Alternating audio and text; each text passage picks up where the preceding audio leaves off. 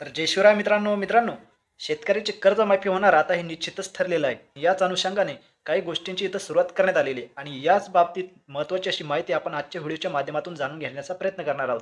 तर चला व्हिडिओला सुरुवात करूया. मी योगेश दांडगे तुमचं सहर्ष स्वागत करतो आपल्या मराठी लक्षधारी यूट्यूब चॅनलवरती. मित्रांनो, चॅनलवरती नवीन असेल तर प्लीज करून तुम्ही चॅनलला सबस्क्राईब करा. खालील दिलेलं जे का पांढऱ्या कलरचं बटन आहे त्यावरती तुम्ही क्लिक करायचं आहे. तर चला व्हिडिओला सुरुवात करूया. मित्रांनो, यामध्ये कोणकोणत्या शेतकऱ्यांची कर्जमाफी यामध्ये होणार आहे तरी अजून काही स्पष्ट करण्यात आलेलं नाहीये.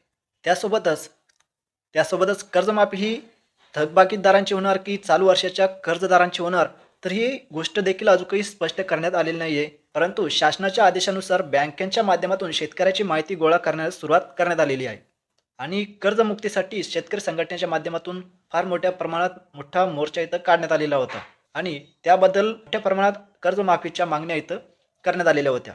आता हे थकीत असलेलं कर्जमाफी करत असताना ज्या शेतकऱ्यांनी इथं 2025 मध्ये कर्ज घेतलेलं आहे किंवा अर्थातच ज्या शेतकऱ्यांचे कर्ज हे नवे जुने त्यांनी केलेले आहेत, तर अशा शेतकऱ्यांना देखील अशा सर्व शेतकऱ्यांची कर्जमाफी व्हावी, तर अशी ही मागणी शेतकरी संघटनांनी इथं करण्यात आलेली होती.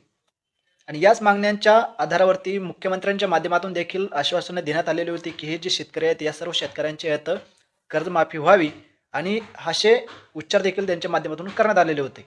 आणि याच आधारावरती उच्चस्तरीय समित्या इथं उभारण्यात आलेल्या आहेत आणि या समित्यांच्या माध्यमातून अहवाल इथं मागण्यात येत आहे.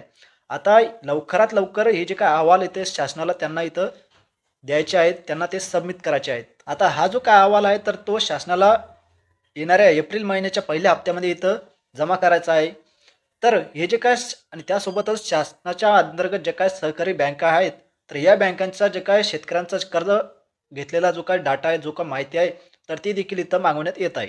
आता ही जी काही शासनाच्या माध्यमातून जी काही ही सहकारी बँक असेल, सोसायट्यांच्याकडे कर्ज असेल, हे जे काय कर्ज आहे, तर या कर्जदार शेतकऱ्यांची जी काही माहिती आहे, तर ती माहिती मागवण्यात येत आहे. त्या माहितीमध्ये जे काही माहिती असेल, तर ती शेतकऱ्यांनी किती कर्ज घेतलेलं आहे, शेतकऱ्यांनी कधी-कधी कर्ज घेतलेले आहे किंवा मग ते कर्जाची परतफेड कधी-कधी केलेली आहे किंवा त्याच्या आधार कार्डची माहिती असेल, त्यांच्या फार्मर आयडीची माहिती असेल किंवा मग अर्थातच त्यांचा जे काही 8 उताराचा नंबर आहे, तर तो देखील इथं मागवण्यात येणार आहे.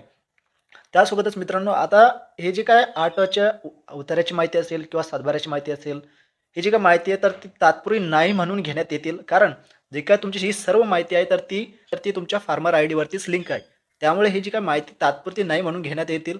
तुमच्या फार्मर आयडीचाच महत्त्वाचा मेन मुद्दा असेल तिथं. किंवा मग जे शेत किंवा मग शेतकऱ्यांच्या आधार संलग्न मोबाईल नंबर असेल, अशा ह्या सर्व माहिती त्यामध्ये जमा करण्यात येत आहे. त्यासोबतच असे शेतकरी ज्यांनी कर्ज घेतलेले पण ते मयत झालेले आहेत, तर त्या शेतकऱ्यांचे जे काही वारसदार आहे, तर त्या शेतकऱ्यांच्या वारसदारांची जी काही माहिती असेल, ती माहिती देखील इथं जमा करण्यात येत आहे. परंतु आता तुमचा प्रश्न असा असेल, की अजून काही स्पष्ट करण्यात आलेलं नाही, की जी काही सरकारने कर्जमाफी मुक्ती करण्याचं आश्वासन देण्यात आलेलं, तर ते इथं स्पष्ट करण्यात आलेलं नाही. मित्रांनो, ही जी काय सर्व माहिती इथं करण्यात येत आहे, गोळा जमा करण्यात येत आहे, तर ते या गोष्टीचा एक स्पष्टता दिसून येते, की कर्जमाफी होण्याची फार मोठे चान्सेस इथं निर्माण होत आहेत. जी काय सर्व शेतकऱ्यांची कर्जमाफीची किंवा मग कर्ज घेतलेली जी काही माहिती आहे, शेतकऱ्याची ही सर्व माहिती इथं त्याच उद्देशाने इथं जमा करण्यात येत आहे. आता सरकारला हा डाटा हवा आहे. ज्या शेतकरी इथं वगळण्यात आलेले होते, अगोदरचे जे काही कर्जमाफी इथं करण्यात आलेली होती, त्या कर्जमाफीतून जे शेतकरी वगळण्यात आलेले होते, त्या शेतकऱ्यांची माहिती असेल, त्या शेतकऱ्यांना याचा फायदा व्हावा. या सर्व गोष्टीच्या पार्श्वभूमीनेच या सर्व गोष्टी इथं जमा करण्यात येत आहेत. तर सोसायटीच्या माध्यमातून तुमची जी काही सोसायटी असेल, तुमची जी काय बँक असेल, त्याच्या माध्यमातून जर का तुम्हाला ह्या कागदपत्राची जमा करण्याची माहिती इथं मागवण्यात आलेली असेल, तर तुमच्या ह्या कागदपत्रांची माहिती इथं मागवण्यात येत असेल, तर तुम्ही एकदा जाऊन तुमच्या सोसायटीला भेट द्या. जेणेकरून तुम्ही येणाऱ्या जी काही लिस्ट असेल, येणारी जी काय तर येणारी जी काही पुढची प्रक्रिया असेल, तर त्या प्रक्रियेमध्ये तुम्ही वगळण्यात येणार नाहीत.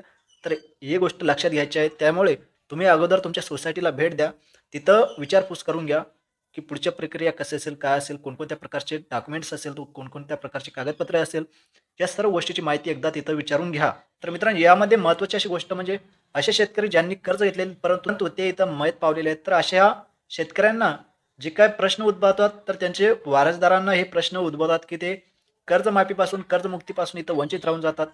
तर आपण या अगोदरही माहिती घेतलेली आहे कर्जमाफीबद्दल. मित्रांनो, 2017ची कर्जमाफी असेल अथवा 2019ची कर्जमाफी असेल, तर या कर्जमाफीमध्ये बहुतांश जे काही शेतकरी होते, तर एकतर ते सामाजिक क्षेत्राचे शेतकरी होते किंवा मग असे शेतकरी जे मयत पावलेले आहेत आणि त्यांचे जे काही वारसदार आहेत, तर ते तर ते शेतकरी इथं वगळण्यात आलेले होते. ते शेतकरी इथं राहून गेलेले होते. तर आपल्यासोबत देखील अशी घटना होऊ नये त्यासाठी तुम्ही लवकरात लवकर आपल्या सोसायटीकडे जा. तिथं माहिती विचारा. त्यांना विचारा कोणकोणत्या प्रकारचे कागदपत्रे हवे आहेत.